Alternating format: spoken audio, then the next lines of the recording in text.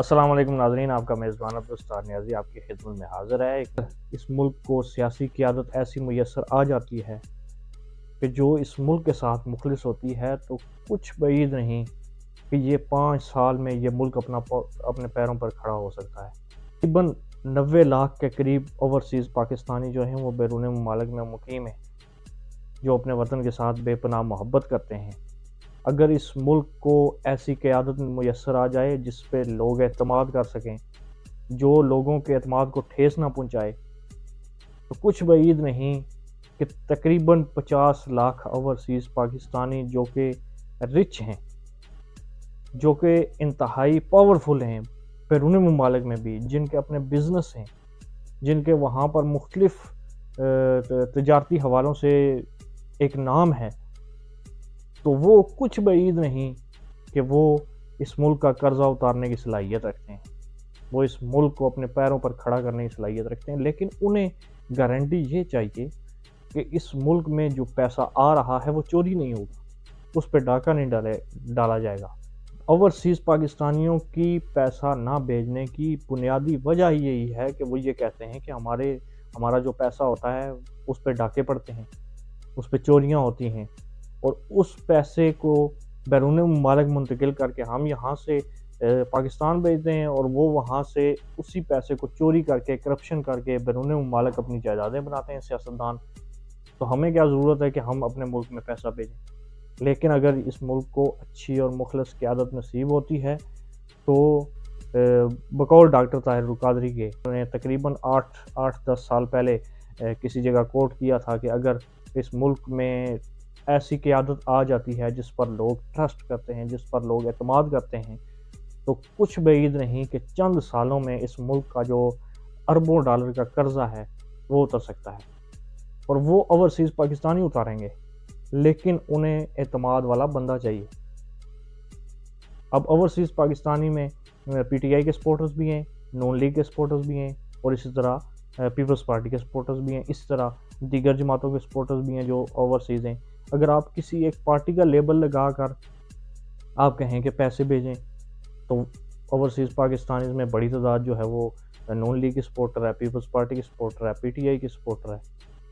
تو اس صورت میں یہ لیبل ہمیں اتارنا ہوگا کہ کسی ایک پارٹی کا لیبل نہیں ہونا چاہیے، یہ کولیشن گورنمنٹ بننی چاہیے۔ ایسے حاضر دماغ، ایسے پختہ دماغ لوگ ہر پارٹی سے اس حکومت میں ہوں، جس طرح یہ اتحادی جو ہے وہ جماعت جس میں مسلم لیگ نون بھی ہے، پیپلز پارٹی بھی ہے، جے یو آئی فے بھی ہے، ایم کیو ایم بھی ہے، اسی طرح دیگر پارٹیاں بھی شامل ہیں، جس طرح انہوں نے حکومت بنائی ہے، اسی طرح کی ایک حکومت بننی چاہیے جس میں کوئی بھی کرپٹ بندہ جس پہ الزام ہو وہ شامل نہ ہو، کوئی بھی بددیانت، کرپٹ، چور شخص جس پر کسی بھی سطح کا کوئی بھی الزام ہو، کسی قسم کا مقدمہ ہو درج اسے اس حکومت میں نہیں ہونا چاہیے، تاکہ اس پہ کوئی شخص بھی انگلی نہ اٹھا سکے، اس کا کردار انتہائی صاف ہونا چاہیے۔ تو ایسی حکومت جس پہ کوئی شخص انگلی نہ اٹھا سکے، ایسی حکومت کے بننے سے اوورسیز پاکستانیوں کا جو اعتماد ہے وہ بحال ہوگا، اور وہ اپنے ملک کے قرضے اتارنے کے لیے میدان عمل میں آئیں گے۔ لیکن یہ اسی صورت میں ہے جب ادارے اپنی جانب سے پوری شورٹی کرائیں کہ ہم سیاست میں مداخلت نہیں کریں گے، اور جو حکومت بنے گی وہ ایک پلان دے کہ اتنے سالوں میں یہ سارا کام انجام دیا جائے گا، قرضے اتریں گے، ملک کو اپنے پاؤں پہ کھڑا کیا جائے گا، یہ سیاسی اور معاشی بحران کو ختم کیا جائے گا، وہ پورا ایک پلان دیں، اور اس پہ عمل درآمد کرنے کے لیے ان کو اتنے سال دیے جائیں، ان کو بالکل نہ چھیڑا جائے کہ آپ کیا کر رہے ہیں اور آپ کی کیا کارکردگی ہے۔ جب اتنے سال مکمل ہو جائیں گے، اتنے سال کے بعد آپ ان سے ان کا محاسبہ کر سکتے ہیں، ان سے پوچھ گچھ کر سکتے ہیں۔ اس کے لیے بھی ایک ٹیم تشکیل دی جانی چاہیے جو اداروں پر مشتمل ہو کہ آپ نے اتنے سال عوام سے لیے، عوام سے وعدہ کیا، اوورسیز پاکستانیوں سے وعدہ کیا، پاکستانیوں سے وعدہ کیا، تو آپ نے اس پہ کیا ڈیلیور کیا، اور پھر ان سے پوچھا جا سکتا ہے کہ آپ نے کیا ڈیلیور کیا۔ یہاں تو ہر 5 سال بعد بدلتی گورنمنٹ پچھلی گورنمنٹ پر الزام عائد کرتی ہے، جو نئے آتے ہیں۔ آپ کے سامنے کی بات ہے، زیادہ دور کی بات نہیں ہے کہ پیپلز پارٹی کی حکومت آئی تو انہوں نے مشرف پہ الزامات لگائے کہ مشرف نے دہشت گردی اس ملک میں لائی، مشرف نے اس ملک کو دیوالیہ کیا، مشرف نے اس ملک کو نقصان پہنچایا، مشرف نے اس ملک کی جڑیں کھوکھلی کی۔ پھر اس کے بعد پیپلز پارٹی نے انتہا درجے کی مہنگائی کی اور پیٹرول کی قیمتیں بڑھائیں، ڈیزل کی قیمتیں بڑھائیں، بہت مہنگائی ہوئی۔ اس کے بعد نون لیگ آ گئی، نون لیگ نے ایک ہی نعرہ رکھا کہ پیپلز پارٹی اس ملک کو کھا گئی، پیپلز پارٹی نے اس ملک کو دیوالیہ کر دیا، پیپلز پارٹی نے اس ملک میں کچھ نہیں چھوڑا، اب خزانہ خالی ہے تو لہٰذا ہم کیا کریں۔ اس کے بعد پی ٹی آئی کی حکومت آئی تو انہوں نے یہی رونا رویا کہ نون لیگ نے یہ کر دیا، نون لیگ نے وہ کر دیا، اور اب اس کے پی ٹی آئی کے بعد جو یہ حکمران اتحاد بنائے، انہوں نے آ کر بھی وہی راگ الاپنا شروع کر دیا کہ پی ٹی آئی نے اس ملک کا دیوالیہ کر دیا، انہوں نے معاشی طور پر اس ملک کو عدم استحکام کا شکار کر دیا، وہ لوٹ کر کھا گئے، انہوں نے یہ کر دیا وہ کر دیا۔ ہر آنے والی حکومت جو ہے وہ پچھلی حکومت کو بلیم کرتی ہے، تو ایسا سلسلہ بند ہونا چاہیے۔ کسی ایک پارٹی کی حکومت نہیں بننی چاہیے، مشترکہ پارٹیوں کے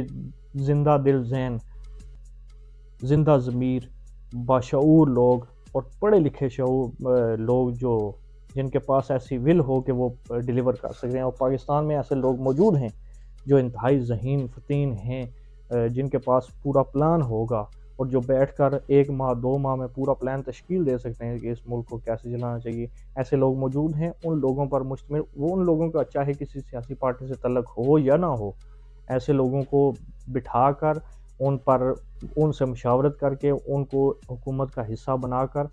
ایسی گورنمنٹ بنائی جائے جس پہ کسی کو اعتراض نہ ہو، اور جس پر پاکستان اور پاکستان سے باہر بیٹھے لوگوں کو مکمل اعتماد ہو، اداروں کو مکمل اعتماد ہو، اور ادارے ان کا مکمل ساتھ دیں، اور اس ملک کو معاشی جو گراوٹ ہے اس سے نکالنے کے لیے، سیاسی گراوٹ ہے اس سے نکالنے کے لیے، اقوام عالم میں اپنا نام پیدا کرنے کے لیے اس جو سیاسی حکومت بنے، جو متفقہ حکومت بنے، اس کو فری ہینڈ دینا چاہیے کہ آپ اس ملک کو اپنے پیروں پر کھڑا کرنے کے لیے جو کر سکتے ہیں وہ کریں۔